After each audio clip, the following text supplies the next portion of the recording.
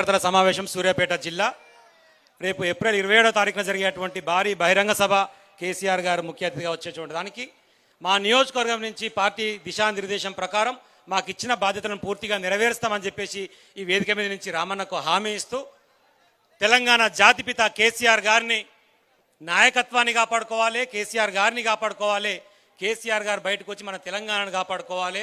ఆ క్రమంలో మనందరం కలిసికట్టుగా ముందుకు సాగాలని చెప్పి మీ అందరికీ కూడా హృదయపూర్వకంగా విజ్ఞప్తి చేస్తా ఉన్నాం.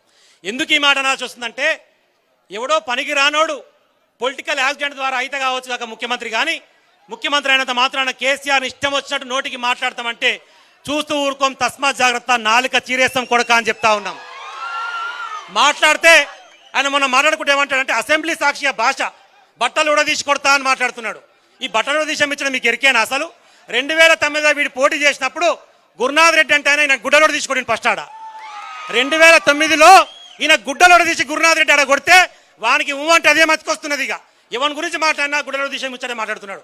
కాబట్టి మళ్ళీ ప్రజాక్షేత్రంలోకి వస్తే రేపు ఎన్నికల రూపంలో ప్రజలే నీ గుడ్డలోడ తీసి కొడతారు రేవంత్ రెడ్డి, తస్మాత్ జాగ్రత్త అని చెప్పేసి ఈ వేదిక నుంచి ఆయన హెచ్చరించదలుచుకున్నాం. మనం ముఖ్యంగా ఏ పని జరిగినా తెలంగాణ జాతిపిత నా కేసీఆర్ అని మాట్లాడతాడు. తెలంగాణ జాతిపిత కేసీఆర్ తెలంగాణ జాతి కోసం చావు నోట్లో తలబెట్టి తెలంగాణను సాధించిన వాడు తెలంగాణ జాతిపితనే అవుతాడు.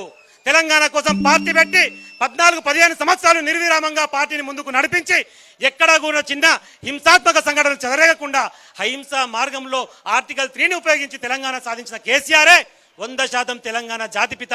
దాంట్లో అనుమానం లేదు అనేటువంటి విషయాన్ని కూడా మనం స్పష్టం చేస్తా ఉన్నాం. ఎక్కడికక్కడ మనం కూడా గొంతు విప్పాలి. ఒక్కడు మాట్లాడితే 100 మందిని గర్జించాలి, కేసీఆర్ గారి పక్షాన కొట్టాడాలి. అలాంటి లంగాలకు దొంగలకు ఓటుకు నోటుకు దొంగలకు మనం సమాధానం చెప్పి తీరాలని చెప్పేసి నేను ఈ వేదిక నుంచి మీ అందరూ కూడా గుర్తు చేస్తా ఉన్నాం. ఇలాంటి లంగాల దొంగలకు బుద్ధి చెప్పడం కోసమే ఒక సందర్భం సమయం వచ్చినప్పుడు వాడుకోవడం కోసం ఏప్రిల్ 27న జరిగేటువంటి భారీ బహిరంగ సభకు సూర్యాపేట జిల్లా నుంచి కూడా భారీ ఎత్తున తరలి వెళ్ళి ఆ సభను సక్సెస్ చేసుకొని మన నాయకత్వం